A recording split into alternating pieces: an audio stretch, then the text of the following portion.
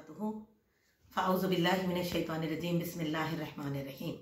अल्हम्दुलिल्लाहि रब्बिल आलमीन वस्सलातु वस्सलामु अला रसूलिहिल करीम। अम्मा बाद। अजीज़ दीनी बहनों, आज हम कुरान मजीद की उन दो खास नूरानी सूरतों के ताल्लुक से जानेंगे जिसकी बड़ी फजीलत आप सल्लल्लाहु अलैहि वसल्लम ने अहादीस में बयान फरमाई है, जो अपने पढ़ने वालों के लिए खबर से उठने से लेकर हशर के तकमील तक एक साए की तरह रहेंगी। आइए तो जाने वो कौन सी नूरानी सूरतें हैं। मेरी अजीजों, सबसे पहले हदीस जिसके रावी अबू उमामा रज़ियल्लाहु अन्हु हैं, फरमाते हैं कि मैंने रसूल अकरम सल्लल्लाहु अलैहि वसल्लम को फरमाते हुए सुना है कि कुरान मजीद की तिलावत किया करो, इसलिए कि क़यामत के दिन ये अपने पढ़ने वालों के लिए सिफारिशी बनकर आएगा। कुरान की तालीम, कुरान मजीद हमको कसरत से पढ़ने की तालीम देते हुए आगे आप सल्लल्लाहु अलैहि वसल्लम फरमाते हैं, खास करके दो रोशनी फैलाने वाली सूरतों को पढ़ा करो। क्या कौन सी दो रोशनी को कौन सी है ये दो सूरतें? एक है सूरह बकरा और दूसरा सूरह आल इमरान, यानी एक सूरह नंबर 2, दूसरा सूरह नंबर 3। इन दो सूरतों की खुसूसी निशानदेही की गई है कि इन दो सूरतों की तिलावत किया करो। किस लिए कि आप सल्लल्लाहु अलैहि वसल्लम फरमाते हैं क़यामत के दिन ये दोनों सूरतें बादल की साए की तरह आएंगी या परिंदों के झुंड की तरह, जो सफ दो झुंड परिंदों के जो सब बस्ता होकर आएंगे। सब बस्ता यानी कि बहुत ज्यादा परिंदे सब एक से एक जुड़े, जो साए की तरह बनकर आएंगे। किसके लिए? अपने पढ़ने वाले के लिए। वो जब से लोग खबर से उठेंगे तब से मेरी बहनों देखिए, हशर का मैदान एक ऐसा मकाम है जिसका जिक्र हम कुरान मजीद में भी पढ़ते हैं और हदीस में भी। अल्लाह ताला उस दिन की तकलीफों से हमें महफूज फरमाए कि जो दिन जमीन तांबे की तरह गर्म होगी और आसमान तेल की तिलछट की तरह, और सूरज इतनी करीब होगा, इतनी तपिश होगी जमीन पर। और ये जो दो सूरतें हैं, सूरह बकरा और सूरह आल इमरान, अपने पढ़ने वाले के लिए साया बन जाएगी। अल्लाह ताला हमको इनमें शामिल फरमाए, अल्लाह हमको इनको पाने वाले बना दे। ये निशानदेही क्यों की गई है? ताकि बंदगान इला हम आप अच्छी सी तैयारी करें उस दिन की तकलीफ से बचने के लिए मेरी अजीजों। और ये हमारे लिए रसूल अकरम सल्लल्लाहु अलैहि वसल्लम आगे फरमाते हैं कि और ये सूरत अपने पढ़ने वालों के लिए, अपने पढ़ने वालों की तरफ से दिफा करेगी, उसके लिए ये उसके हक में बोलेगी ये सूरतें। अल्हम्दुलिल्लाह। इसी तरह और एक हदीस है जिसको मसनद अहमद ने रिवायत किया है, जिसमें इस हदीस की, इन सूरतों की फजीलत कुछ इस तरह आई है। आप सल्लल्लाहु अलैहि वसल्लम ने फरमाया कि आल इमरान और बकरा सीखो, ये दो सूरतें नूर हैं, इसको सीखने की तरगीब दी जा रही है। और आप सल्लल्लाहु अलैहि वसल्लम फरमाते हैं आगे कि क़यामत के दिन अपने पढ़ने वालों पर साया करेंगी।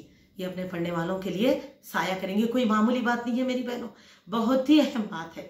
अल्लाह ताला हमको इसको पाने की तौफीक दे मेरी अजीजों। और हमको क्या करना है? इसको पाबंदी से पढ़ते रहना चाहिए।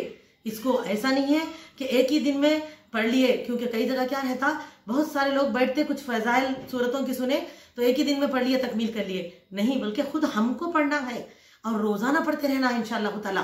तो मेरी अजीजों देखिए, आखिरत कई सारी दुआएं ऐसी होती हैं, हम जिसको करते तो हैं और तकलीफों से निजात और पनाह की भी दुआएं करते हैं, लेकिन उसके ताल्लुक से जो तालीम मिलती है हदीस में सही कि इस पर अमल पैरा हो जाए, करें हो, और अल्हम्दुलिल्लाह अल्लाह ताला से इसके लिए दुआ करें, तो हम लोग अक्सर इसमें मुश्किलात महसूस करते हैं। जैसे कि अब आप देखिए, सूरह बकरा ही के ताल्लुक से ले लीजिए। हम सब भी चाहते हैं क़यामत के दिन हमें साया मिले, है ना?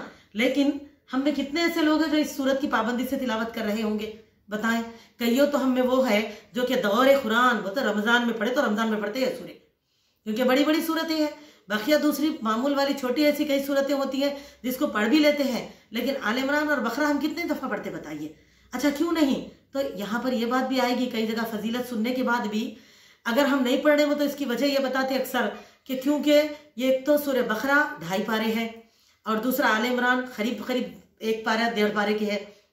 हम लोग कहते हैं कि इतना ज्यादा पढ़ेंगे तो हम तो नौजवान हैं, हम पे जिम्मेदारियां हैं, लड़कियां लड़के तालीम की मसरूफियतें हैं, दूसरी मशगूलियतें हैं, और ख़वातीन कहेंगी हमें पकाना है, बच्चों को देखना है, फुला करना है। तो मेरी अजीज दीनी बहनों, अगर हम में अमल करने की जुस्तजू होगी तो रास्ते तो इस्लाम ने आसान कर दिए हैं। बस एक मरतबा देख तो लें कि अल्लाह ताला, नबी सल्लल्लाहु अलैहि वसल्लम ने हमें क्या तालीम दी है, अल्लाह ताला कैसे अमल को पसंद करते हैं। हदीस में आता है, आप सल्लल्लाहु अलैहि वसल्लम ने फरमाया अल्लाह ताला को वो अमल बिल्कुल पसंद नहीं जिसमें कसरत ज्यादती तो होती है लेकिन हमेशगी नहीं होती। बल्कि अल्लाह ताला को वो अमल पसंद है जो मुख्तसर होता है लेकिन हमेशा की उस पर होती है। इससे बढ़कर हमें और क्या तालीम हो। तो मेरी अजीज़ों, हमको ऐसा नहीं करना है कि रोज़ाना ही पूरा पढ़ना ही पढ़ना है। हाँ, अल्लाह ताला जिसको सेहत है, सहूलत दी है, चलो उनके पास दूसरी जिम्मेदारियां तकमील हो चुकी है, वो अगर चाहे तो रोज़ाना बकरा आल इमरान पूरा पूरा भी पढ़ सकते हैं।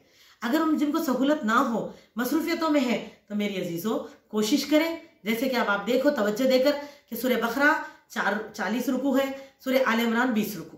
तो देखिए, अगर हम लोग डेली 2 रुकू सूरह बकरा, 1 रुकू सूरह आल इमरान अगर पढ़ेंगे तो हमारी दूसरी मसरूफियतें भी पूरी हो जाएंगी, जिम्मेदारियां भी पूरी होंगी, घर के कामकाज भी पूरे होंगे और हमारी इबादतें नाज़िर कुरान है, नफिल इबादतें हैं, हमारा जितनी भी रोज़मर्रा की फजीलत वाली सूरतें आयतें जो भी पढ़ते हैं हम सब भी होगा और हमारे कुरान करीबन 20 दिन में दोनों सूरतें तकमील हो जाएंगी। फिर हम दोबारा दौर करते रहे इंशाअल्लाह ताला, जिस तरह नाज़िर का दौर चलते रहता।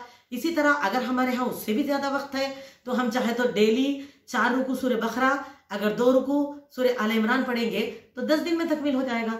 मेरी अजीज़ों, बस कोशिश करें, अगर हम करेंगे तो इंशाअल्लाह हम आखिरत की तैयारी, दुनिया की ज़िंदगी में आखिरत की सही तैयारी कर लेंगे इंशाअल्लाह। और यही तो हमारी ज़िंदगी का मकसद है। तो मेरी अजीज़ दीनी बहनों, अल्लाह सुब्हानहू व तआला से दुआ है, अंतज अलल कुरान रबी क़ल्बी व नूर सदरी व जला हुज़नी व ज़हाब हम्मी। अल्लाह सुब्हानहू व तआला कुरान मजीद को हमारे सीनों के, हमारे दिलों की बहार बना दे। अल्लाह ताला इस किताब अल्लाह को हमारे सीनों के लिए नूर बना दे। रब्बुल आलमीन हमारे कुरान मजीद को हमारे गमों का इलाज बना दे। अल्लाह ताला हमारे फिक्रों परेशानियों का मदावा बना दे रब्बुल आलमीन।